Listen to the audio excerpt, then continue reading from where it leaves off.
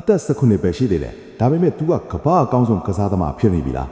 မက်ဆီနဲ့ရိုနယ်ဒိုကဒီအသက်အရွယ်မှာအရန်ကုန်မှာပဲရှိသေးတာဒါပေမဲ့လာမင်းညာမာကတော့ယူရိုဖလားရောလာလီဂါရောရပြီပြီးကပွဲပေါင်း100ကျော်ကစားထားနိုင်ပြီဗျာဒါကဘလို့ဖြစ်နိုင်မှာလဲမက်ဆီရဲ့ကောင်းချီခင်ဗျားတို့ကန်ကြမာကိုယုံလား2009 UNIFC ကြော်ညာတစ်ခုမှာမက်ဆီကကလေးလေးတယောက်ကိုရေချိုးပေးနေတဲ့ဓာတ်ပုံကိုမှတ်မိကြမှာပါ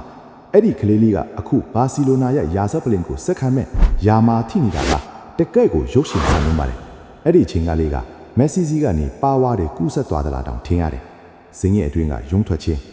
ဒါပေမဲ့သူ့ဘဝကပန်းခင်းလမ်းမဟောက်ခဲ့လို့မော်ရိုကိုနွယ်ဘွားအဖေနဲ့ဂီနီနွယ်ဘွားအမေတို့ကစပိန်ကမာတာရိုဆိုတဲ့မြို့လေးမှာစင်းရဲချိုးတဲ့စွာရုန်းကန်ခဲ့ရတာ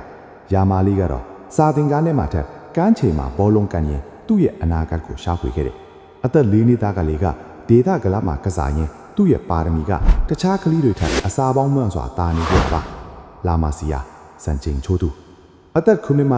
ရီယယ်မက်ဒရစ်ရောဘာစီလိုနာပါသူ့ကိုအပြိုင်ဆိုင်လိုချင်ခဲ့ကြတယ်ဒါပေမဲ့သူကတော့သူ့ရဲ့ idol တွေဖြစ်တဲ့ရိုနယ်ဒီညိုနဲ့မက်ဆီတို့ရှိရာလာမာစီယာဘာစီလိုနာအကယ်ဒမီကိုပဲရွေးချယ်ခဲ့တယ်အဲ့ဒီမှာသူကကစားသမားအသက်အရွယ်တန်းတိုင်းမှာဂိုးဒီတရက်စသွင်းပြီးစံချိန်တွေကိုတစ်ခုပြီးတစ်ခုချိုးဖိထဲတာဗျာ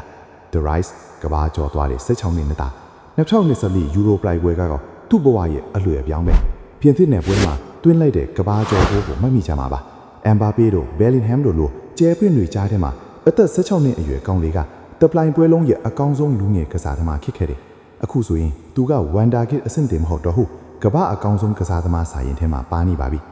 2026ခုနှစ်ကိုရောက်ရှိလာချိန်မှာတော့လာမင်းညာမာဟာဘောလုံးလောကရဲ့မငင်းနိုင်တဲ့ number 1တောစာအရှိဆုံးကစားသမားဖြစ်လာခဲ့ပါပြီ World Cup 2026မျိုးလင်ချီ2026ကဘာပလာမှာစပိန်အသင်းကိုဦးဆောင်ပြီးအဓိကတိုက်စစ်မှုအဖြစ်ပါဝင်လာဖို့အားလုံးကစောင့်ကြည့်နေကြပါတယ်ဘယ်လွန်ဒေါအောင်မြင်မှုသူဟာ2025-26ရာသီမှာဘာစီလိုနာနဲ့အတူလာလီဂါဖလားကိုထက်မှန်စုခုနိုင်ခဲ့ပြီးအသက်18နှစ်အရွယ်မှာနဲ့ဘယ်လွန်ဒေါရွှေဘောလုံးစုကိုရရှိဖို့ရေးပန်းအစားဆုံးထီနေပါပြီတန်ဖိုးအရှိဆုံးကစားသမားလက်ရှိမှာသူ့ရဲ့ဈေးကွက်တန်ဖိုးဟာယူရို250ကျော်ထိရှိနေပြီးကမ္ဘာတန်ဖိုးအရှိဆုံးကစားသမားအဖြစ်ထပ်မံခံထားရပါတယ်ဘာစီလိုနာရဲ့10နံပါတ်သူဟာမက်ဆီရဲ့အမွေရေးဖြစ်တဲ့ကျောနံပါတ်10ကိုတရားဝင်ဆက်ခံထားပြီးဘာစီလိုနာအသင်းရဲ့ခေါင်းဆောင်တူဖြစ်လာခဲ့ပါပြီဒါကတော့အစားပဲရှိပါသေးတယ်အသက်18နှစ်ကျော်လေးပဲရှိသေးတဲ့ဒီကောင်လေးကဘောလုံးသမိုင်းတစ်ကိုဆက်ရည်နေအောင်ပါခင်ဗျားတို့တော့ယာမာရဲ့အနာဂတ်ကိုဘယ်လိုထင်လဲတစ်ချက်လောက် comment မှာရေးပေးခဲ့ပါဦးနော်ဒီလိုစိတ်ဝင်စားစရာအားကစားသမားတွေရဲ့အကြောင်းကိုသိချင်ရင်တော့ကျွန်တော်ကို follow လုပ်ထားဖို့မနေနိုင်ဘူးနော်